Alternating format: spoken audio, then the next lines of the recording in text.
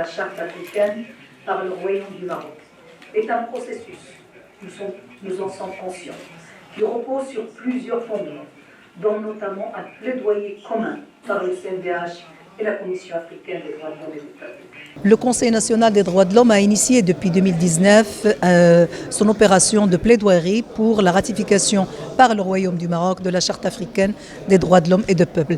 Cette deuxième visite est une visite beaucoup plus avancée, de manière à ce que nous avons le président de la Commission africaine et également 3 commissaires. Ces 3 commissaires tiendront également des réunions thématiques sur la peine de mort avec les ONG qui travaillent sur l'abolition de la peine de mort, avec les ONG qui travaillent sur la liberté d'expression et l'accès à l'information, ainsi que les ONG qui travaillent sur les personnes en situation de handicap. Donc nous allons continuer notre plaidoyer à sensibiliser et les ONG et les institutionnels, mais également dans cet espace universitaire qui est un espace de connaissance et de savoir et que nous espérons qu'il nous accompagnera dans cette ratification, cette plaidoirie pour la ratification. Et la charte de l'Union africaine, qu'est-ce que vous allez faire pour que le gouvernement la ratifie?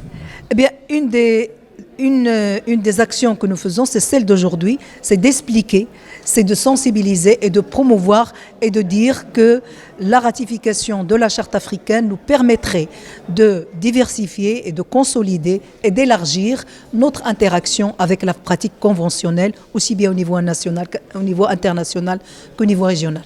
La ratification, moi je préfère beaucoup plus parler d'ailleurs de l'adhésion, parce que comme l'instrument est déjà en vigueur, c'est beaucoup plus d'adhésion qu'il s'agit que de la ratification elle-même. Je me présente au public marocain. Je suis le professeur Rémi Ngoy Lumbu de la République démocratique du Congo, mais je suis également président de la Commission africaine des droits de l'homme et du peuple.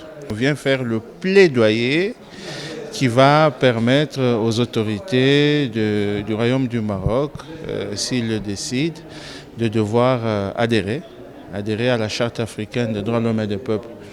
Nous venons à l'invitation du Conseil national des droits de l'homme du Maroc, sous l'invitation de Mme Bouayache, qui, ce n'est pas la première fois, hein, ça c'est la 2e ou la 3e fois que nous sommes là, pour interagir avec les autorités marocaines, l'Assemblée, la Chambre des conseillers, le président de la Chambre des conseillers, donc l'Assemblée nationale, le Sénat, essayer de suivre.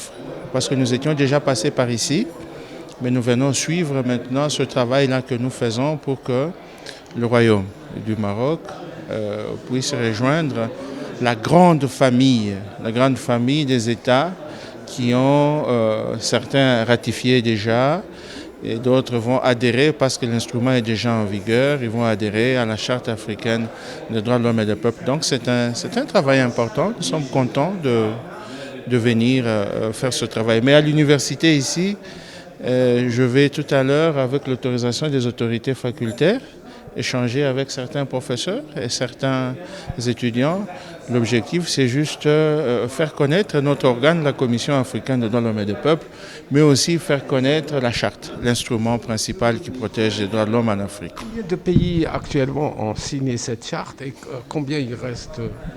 On a déjà dépassé le stade des signatures, on est à l'étape de ratification et d'adhésion.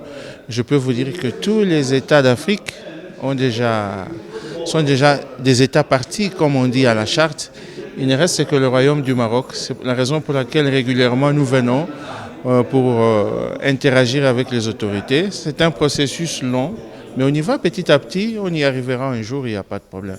ندوة اليوم المنظمة من طرف المجلس الوطني لحقوق الإنسان بتعاون مع جامعة محمد الخامس كلية العلوم القانونية والاقتصادية والاجتماعية أكدال تتمحور حول حوار تفاعلي مع رئاسة اللجنة الإفريقية لحقوق الإنسان والشعوب حول إمكانية مصادقة المغرب على الميثاق الإفريقي لحقوق الإنسان والشعوب باعتبار أن هذا الميثاق يعطي واحد الانفتاح في إطار الممارسة الاتفاقية المغرب على الاتفاقيات الدولية ذات الصلة.